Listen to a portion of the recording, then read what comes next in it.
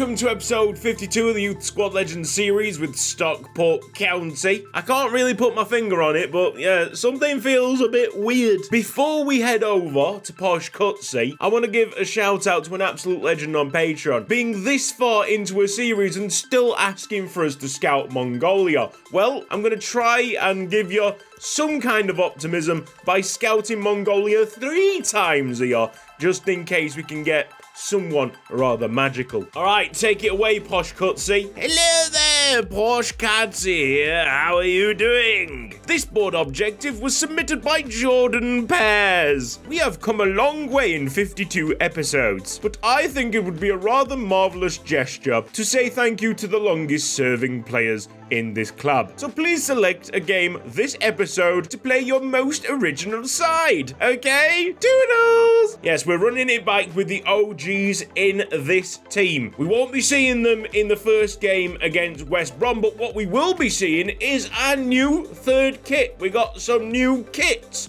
Big thanks to the man, the myth, the legend, Sparring DK. Go and subscribe to his channel. He does a very similar series to this. He's doing it with, 1860 Munich at the moment. He took time out of his busy work schedule to make sure that the kits were working, the numbering on the back was all in place.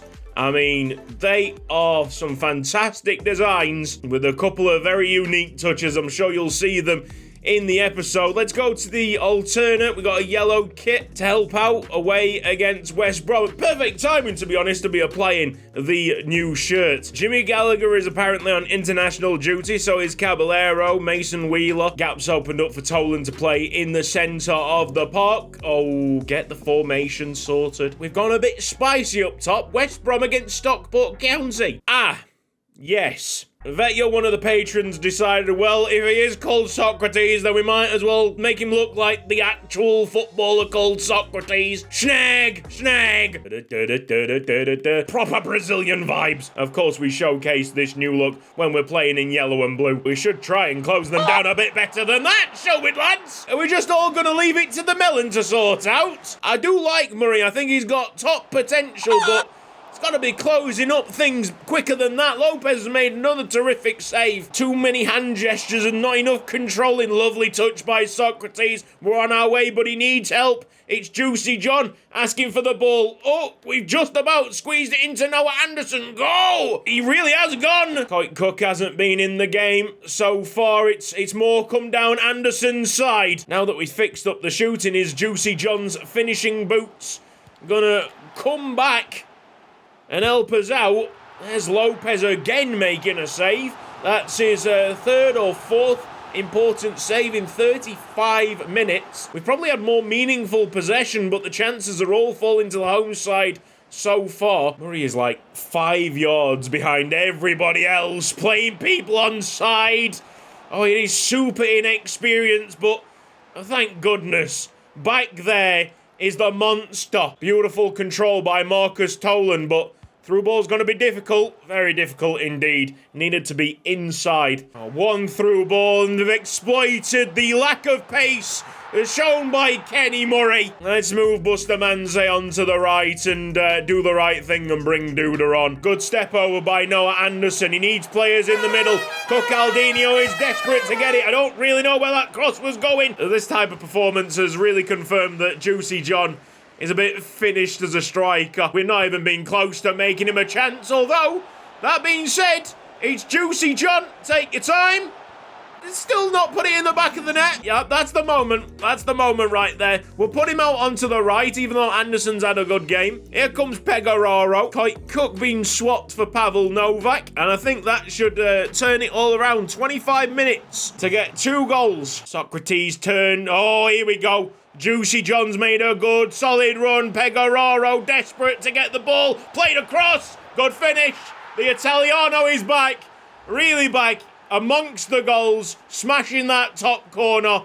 Juicy John looks way better out wide. This is Jang Sung Chan through ball. Is Pegoraro onside? Did he go a bit too early? No, he did not. So come on, Pegoraro, Stockport Italiano. He said ciao, ciao, ciao, but he's back forever now. Now he's giving me vibes of a striker that can go all the way. Dada Bustamante. Close that down. It's full time. It's 2-1. Stockport County. Lovely comeback that. There's a lot of good news in that team. Nice to see Ray Lopez have a bounce back game. We only had 3 shots, but I felt like we were well in that game. We had 51% of possession. We were just biding our time with the chances. Is it time to just face the music with Eddie Johnson and call it quits with him? He has such a low potential. He is a great player, but there's been an emergence of Noah Anderson on the right. Juicy Johnny's way better on the right. There's not going to be that much game time for him. It's tough. It's a twist in the story. One of the Garner Gang members forcing the other one out the club. We got confirmation of Mason Wheeler's future transfer to Middlesbrough at £4.6 million. Rafa Reina will be going out on loan in January. And I think this home game against Sheffield Wednesday is where we're going to complete the board objective. Just take a look at this lineup. How old school is this? Lopez in the net, Soto, Bustamante, Sanders, Creato is a bit of an outlier, Anderson, Gallagher, Johnson, John Rayner, Novak. Dear me. We better get some Garner Gang magic here. I mean, can Rafa Reina score in the championship? Probably a perfect time to make a grovelling apology. You see, Rayner's got the number 24 as tribute to Harvey Hall. I've got to say sorry to Jonathan Owen. I completely missed your message on Patreon. It's been hanging around for 2 months. You finally get that customization on Rafa Reina. It is just an honest mistake. I know that you want a mohawk on him. I don't really like the prospect of Rafa Reina having a mohawk, so if you want a different, more sensible hairstyle, then give me another message on that reward post and we'll sort it out for you. Apologies again. I didn't mean to miss it, so sorry, mate. I hate the fact that every time I play him, he shows promise. He's 65 overall. It's a good player in a bad player's body. It's like Theo Stuckey all over again. You can't help but root for the guy. This is Rafa Reina into the box. Slide challengers not even getting close to him. Going back to Jimmy Gallagher. Can we open it up? Oh, Noah Anderson maybe. Flag is not up for offside. That was a chance. We shall try again. Oh, beautiful ball by Rafa Reina. And Juicy John still can't score. It's all right, because Rafa Reina's going to score today, isn't he? And create ultimate limbs. There is Juicy John again. Surely he's going to convert one of these chances. Oh, my goodness. Now Anderson corner. That's a belter. And Dada Bustamante almost got these boys out of a serious hole. As per usual, great pressing. He's got the ball back. Rafa Reina somehow just jumps over it. I don't know why. Juicy John on the turn. Yes! Hey, they can still ball, these boys. Come on, we haven't done the chant for ages. Rhythm is a dancer. Juicy John's the answer. Let me sniff that ginger hair. This is bringing a massive smile to my face. Oh, yes, boys. Look at the amount of players that we've got here. Oh, that is beautiful. It's Rafa Reina. Trying to do a little dinking shot, but that's well wide. Oh, I tell you what, Toland will be a bit annoyed that he didn't get the shout for this game. He was on loan at Sheffield Wednesday last season, wasn't he? Substitution, they're already changing things. They're not happy with what they're seeing. Pavel Novak is on his way. Look at the positioning by Rafa Reina. That's great. That's great. He's bloody scored in the championship. Welcome to Yuko Ike's Haiku Chronicles with your host, Yuko Ike. Error 404. An unexpected error. Haiku was not found. Haiku was not found. Haiku was not found. It's his movement. That's exactly what you want a forward to do. That is something that you do not see from any of the other forwards. That understanding of where to be. Look, he's seen all the centre-backs. Push into Pavel Novak. What a player. It's been so long that I've completely forgot the chant that we made up for him. Sanders is a quick boy. Sanders will get there. The speed. It's a header by Bustamante. Here comes Rafa Reina on the sidestep. Pavel Novak held up. Made sure that we had an option there. Rafa Reina looking poised for a second, to be honest. But it might go to Noah Anderson instead, who's trying to split that Sheffield Wednesday defence apart. Even here, Johnson has kind of like fallen into the shadows. So I think I am making the right decision to finally move him on from the club. But wow, Rafa Reina is the story, the talk of the town after that. Why did I leave Andre Belbel out? Well, it was because Posh Cutsy told me to. This one just seems right. Edward Johnson going to Empoli. They've offered £3 million, and that is very much at the ceiling of what he's worth, but we will negotiate. We'll try and push it up a little bit further, maybe at £4 million. That'd be a great deal. Oh yeah, I'm totally taking that. Eddie Johnson, it's been an absolute pleasure, but the price is the price. It's confirmation that Rafa Reina's going out on loan in January. You never know. If he takes them opportunities, I might be cancelling that loan immediately. We're away against Portsmouth in the Championship, so Portsmouth showing a bit of resurgence. Nice to see. They must have got promoted last season. We're going to have Turner in the midfield, even though he is definitely fourth string central midfielder. Tolan's had a great start to the season. Gallagher is looking very much like his old self, and Jang Sung Chan is pretty much irreplaceable. Are we going to give another nod to Rafa Reina up here? And if we do, who do we take out? Am I in dreamland? Am I looking at this through rose-tinted glasses? We'll find out. It's Portsmouth against Stockport. If your Argentinian boy gets on the score sheet today, well, the hype train really will be leaving the station. Back heel! Oh, Linganzi should have scored. Big press, big press. Rafa Reina's won it.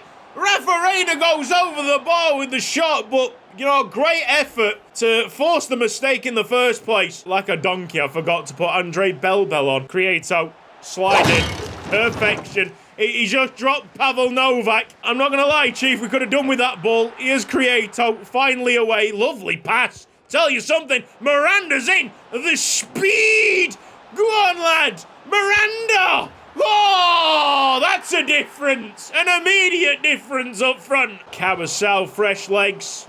Not getting anywhere near our goal. Oh dear, I might have spoke too soon. Pavel Novak couldn't get that one away. It's a power shot through Lopez. Oliver Berg with a battering 115 kilometres an hour. 68th minute. We're back level. Surely there can't be an upset on the cards.